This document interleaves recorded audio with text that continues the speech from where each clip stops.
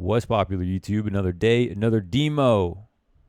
Another player whose name rhymes with demo. It's Niko. Here it is. This man on your screen. This guy we're going to be looking at today. Long we have waited to do a demo on Niko. I have been looking forward to the moment where we actually pull up a demo from this guy. Niko is a very special player. In terms of mechanics, I reference him a lot when we do these demos and talk specifically about how he has the best angle clearing in this game. He has some of the sharpest peaks, some of the best crosshair placement, some of the best spray control. You split hairs when you talk about who the best rifler is of all time. When you want to compare your top 5 to somebody else's, or even top 10. There's a lot of riflers, a lot of great ones. There's a lot of all-time greats. Niko better be in everybody's top 5. For me, Niko is probably number 1 for all-time great. He, on the eye test alone, you can look at his stats. That helps the case, of course, but the way that he wields an AK and how he plays this game is getting closer to TAS every single day. Like, it's tool assisted at this point. The amount of precision that he has when it comes to like the efficiency of taking care of all of his different positions, on top of the fact that he's also one of the smartest players to ever touch the game. For me, Niko is one of the GOATs of this fucking game. And it's very sad to see how badly his performance has dipped off recently on either side of this parabola. And this was a follow-up demo review to the Kirby demo from the same series where Kirby said we're going to beat the best team in the world, and then they did. It's good to catch FaZe on a high for once. Coming off a 3-series win streak here at IEM New York. And despite this graph looking so terrible for Niko recently, after him being so goddamn consistent, this is a spot of sunshine here for FaZe, both because of Niko and because of Kirby, and as usual because of Brokey. But Mirage CT side for Niko, 168 ADR, 2.49 rating, 16.5 on the map. Even just across the whole map, 25, 15, 113 ADR. And this was a 10-round comeback to win the game on Mirage. It was actually a strong start from Heroic. And then after they had that strong start, they only went on to get 5 rounds in the rest of the series. So FaZe, they gave them a little bit of hope, and then they strung it right back. And we're going to find out how that happened. 1024, 768, 43, stretched resolution for Niko. And this is going to be a demo about a lot about his mechanics. And one thing I have talked about is if you watch a demo, some people ask, like, what do I look for when I watch a demo? And for me, I say you can watch for anything, but you have to know what you're watching for, or you'll miss everything. So there's a lot of information in a demo to look for, and that's what makes it hard. But if you sit around and you kind of turn your brain off and you look at a demo, something will pop out of you once in a while that you'll realize is cool. But for the most part, you won't really you won't really be able to notice things that you're looking for. But if you mentally come into the demo saying, I want to learn more about crosshair placement, you'll learn a lot more watching the demo. You'll watch the demo and you'll pick up on everything. I want to learn what angles people hold. That's how you congeal the memory from what you're learning from what you're watching. So congeal the memory. That would be the right word, but the grammar is off. So that's how you reinforce the memory, I guess I should say. You see someone holding an angle, your mind takes a snapshot of that, and then you can take it into your next match. I mean, that's why we watch the demos, right? Like, it's a practical, fun way to like learn how to just do all the information's right there. Besides the communication, you can watch a player play a spot and then just copy and paste. And so with Niko, that's what we're going to do. And we're going to focus now on his individual skills. We're going to focus on his crosshair a lot. Focus how slow he takes fights. We're going to focus on his patience when he deagles. I haven't watched this demo, but I know this is going to be coming. We're going to be focusing on his angle clearing and how he's basically drawing. He basically takes he takes an isometric image in his mind of the map or of his field of view, and then he draws over every single every single angle where a player can come out, like it's a Tetris block, and systematically picks apart all of these different positions on a nice low sensitivity so he can be extremely accurate.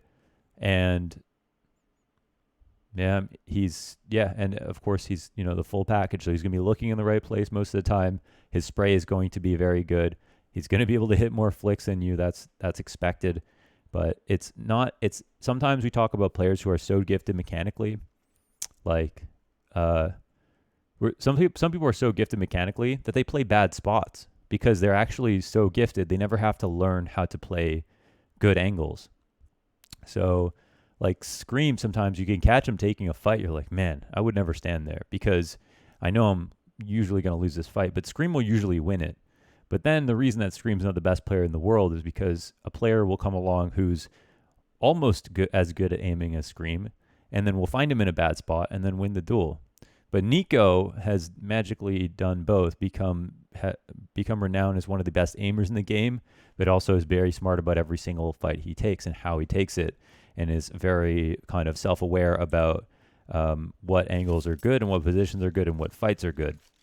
And that's truly what makes him the cream of the crop, the very hardest player to kill. So, yeah, we might have to do... Well, who knows what we see in this demo? There's probably going to be some good kills, but who knows if there's going to be more to talk about if we look at more Niko demos, but I could definitely see some on the horizon.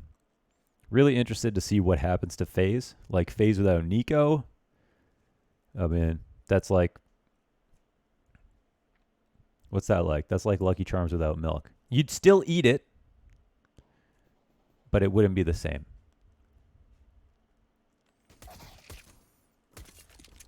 Niko holding because they left window open on this round. Now it's being cleared, and it looks like CT control is coming, and Rain is here to try to bait them in forward, but instead the bomb will be planted. Let's see, a little bit low on information. Heroic don't win CT control on this, going for a very kind of like regular post plant. Oh, they've actually got a player on CAD instead. But the smoke should help out quite a bit. And there's a good kill or two for Brokey. And an easy round overall. Nothing special so far. Good for FaZe to win the opening or the second pistol round to open the door for this comeback. Now we're going to see just perfect how Niko, all those peaks are just beautiful. This is actually going to be sick with because of the fact that we have X-ray off. We can really see like how he's calculating his re-peaks. And every single time he peaked his angle, the guy was taking up most of his screen. I'd like to just say here that like pay attention to that as well, okay? Predicting how the next guy's going to fight you after you make noise. So like when he's re-peaking, there's specific ways that he's re-peaking. And for him, it's not that complicated. And I'm sure some of you understand what I'm talking about, where you might re-peak and then you just have a feeling the next guy is going to be one step a bit out. So you don't peak the full way again. But Niko's really good at always predicting correctly as to where the next guy is going to come from based on his feeling. This is the kind of thing that's hard to analyze, and you don't want to overanalyze it. And it's probably second nature for Niko as well. But people who have experience in CSGO can understand the concept there.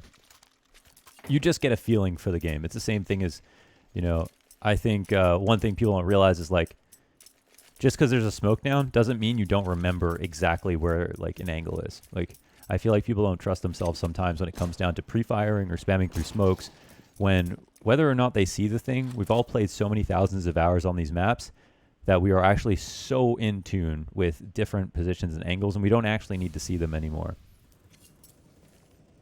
Sometimes I'm reading chat while I'm playing KZ on my stream, and I can finish a map without even looking at my screen because that's how ingrained it is into my memory. And we all have that on Dust 2, Nuke, Mirage, Inferno, Train, Overpass.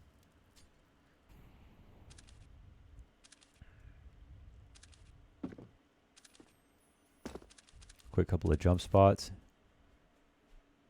And no noise. We saw on the second map of the series with Train, with Kirby, Heroic or sometimes cutting noise completely, throwing no nades, suddenly making presence. Sometimes they wait a long time. Sometimes they come up quick.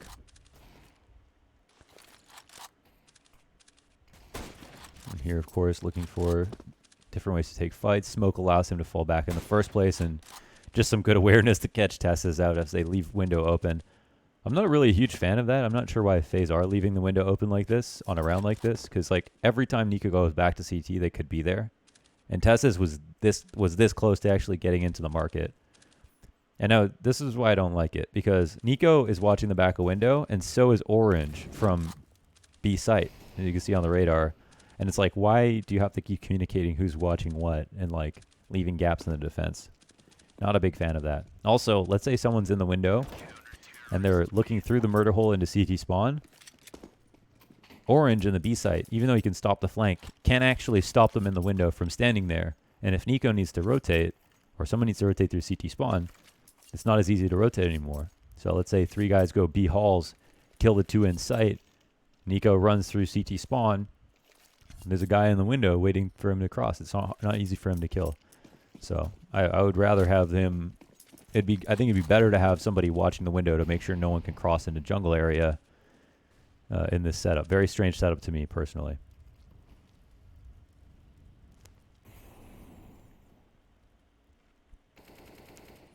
Especially for an anti-eco. It's not like there's an emergency.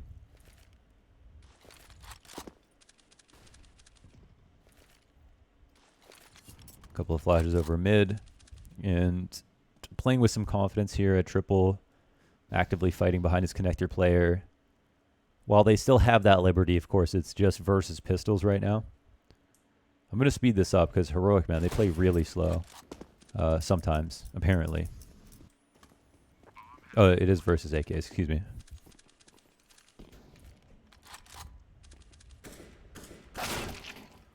Good shot by Cadian. And that's Niko's life done. I think they save these 2 guns and they'll go ahead and go into the next round. So Niko spotting for the run out. Perfect crosshair placement. Like, Cadian is fighting him specifically coming through that smoke. That's the only angle he's worried about. And Niko is worrying about the left side of that cat smoke for specifically someone to run through. And he can hold that and listen at the same time to anybody else in mid, up top boxes, whatever it is. It's a nice catch-all position because now you can tell his cat player with confidence they aren't crossing without risking his life too much by like fighting every angle at mid just to get information. So in his mind, he might not be assuming they'll definitely go there, but it's something he can hold for free. And like we just saw, Cadian does peek into it. Easy 1 kill that he wins out purely on crosshair placement alone. Oof. Insanely fast. Some good taps. Niko, the only player who can kill Niko is Niko. Okay. Actually, when I loaded up this demo, the first time. I ended up loading into the wrong perspective, the wrong Niko. So, damn, Niko, I didn't know you had a Dragon Lore M9. This is a palm tree flash, kind of, just over connector. If you're playing by yourself, you can just flash over for yourself if you want to. If you're in a pug, like high over the right of this connector. But typically you have your CT player flash over the palm tree for top mid to help you peek connector. It's a really important thing to do in pugs, when in all levels, but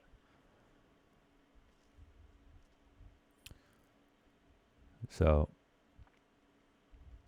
Niko and connector. This is the hardest position on Mirage for my money. Worrying about now that there's like the bench, worrying about people coming out of jungle as well as up connector, as well as fighting the A side, as well as getting off from Palace, as well as like controlling the middle. It's a lot to deal with. And we're going to see a lot of Niko making it look easy because that's just the kind of guy he is. but it's a position that you basically just put your strongest fragger in most of the time, and they can farm. You know, if they're playing well, you're in a spot where you're just offered up the most opportunities to kill. We're seeing all these different angles that Niko's taking right now because they just all exist for the connector player. Almost seamlessly, you can move between fighting mid, fighting underpass, fighting palace, fighting the window lurk, fighting on cat. Just can take note how he threw that smoke to bounce off the corner clipping. It's kind of all you have to do to just smoke for yourself. So that it just guarantees it doesn't bounce out too far. And you can see how stressful this is for Niko. Like, he has to worry about the window jump up, palace to shoot him in case they're lurking, somebody come into the window. These are all very real threats too. They're not just like, yeah, but no one's going to peek. They actually will kill you sometimes on that rotate. And you have to be extremely careful and cognizant.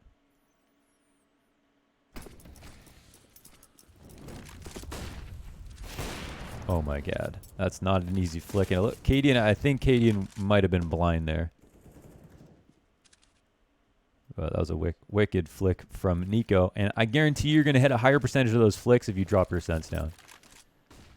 I think you should play on whatever sense you're comfortable on, but I think you've got more room for error.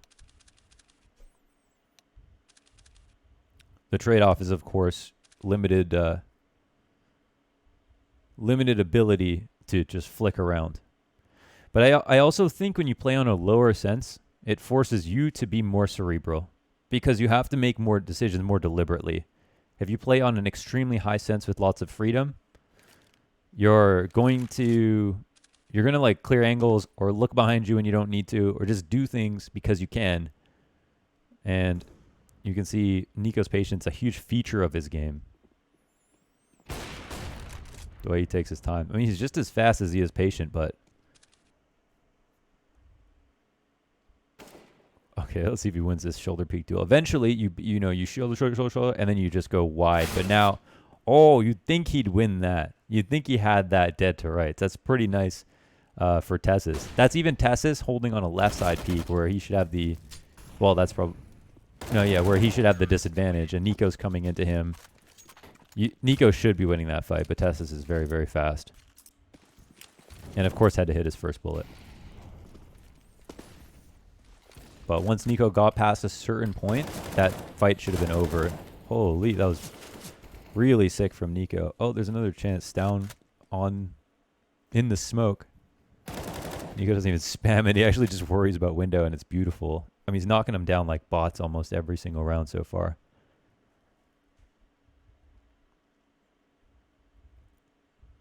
And we should take a look at his T side next time to really appreciate how he is clearing angles.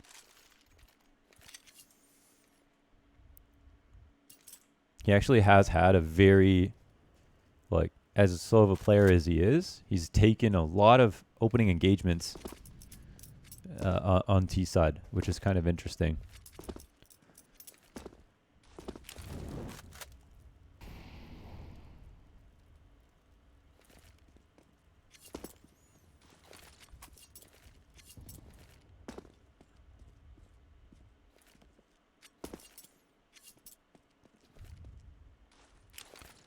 So just deciding, that's the lineup to specifically hit off that clipping in the bottom of connector.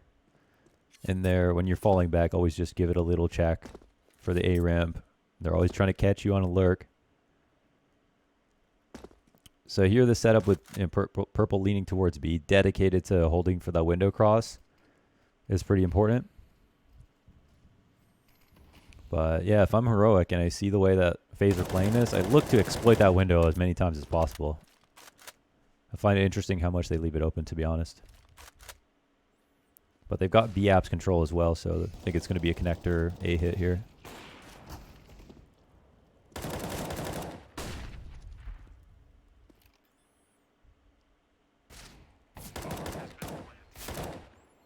So you're thinking about the next engagement, making the audible, then reading the next fight. Not worrying about the guy who's fighting him just because.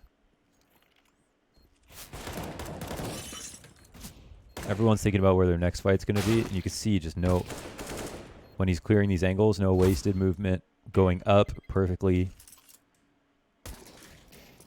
flicking every time.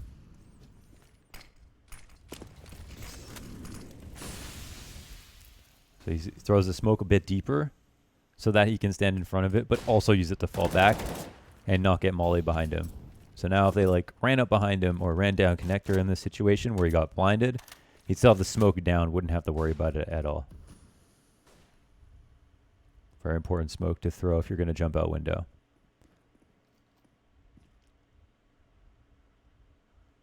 You see visualizing, of course, aiming for the walk in if somebody lands on or jumps up onto the railing.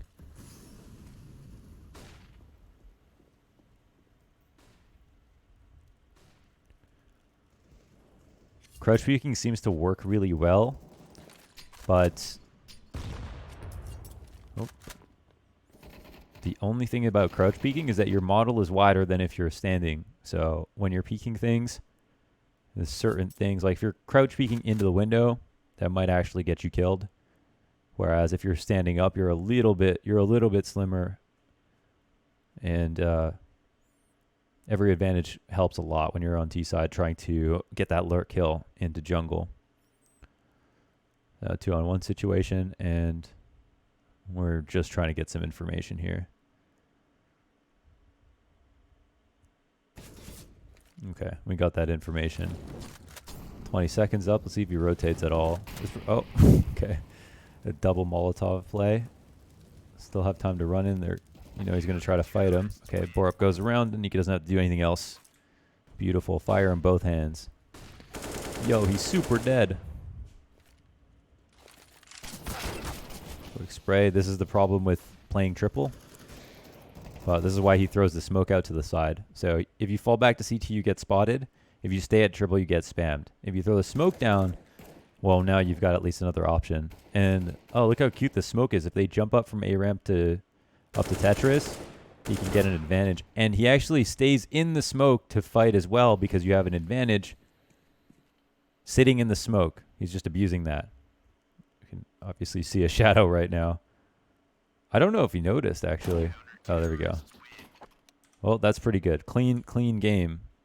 I think there's other demos we could watch that'll even showcase more. There was a lot there. I mean, he made it look so goddamn easy.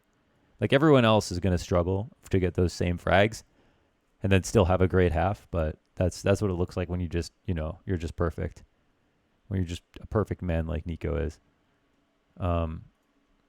Yeah, I think that was a pretty good look at, like, connector, to look at some Mirage plays, to look at smokes and different engagements. And it's always fun to look at somebody who's playing up very high frag position like connector. So if you guys have any suggestions, let me know. Again, I'm always looking for these different storylines. Good to look at Niko and take a more specific look at the individual play from him. Honestly, Heroic, from these perspectives that we've watched, Heroic, they don't look incredible. Like, they've been missing some shots and stuff for the kind of players they have. Which is interesting. But that's it for today. I'll wrap up. Just recorded a few demos for the weekend. This one I think will come out Sunday. And that'll be it. I'll probably do some more IEM New York coverage after the weekend. So stay sharp, everybody.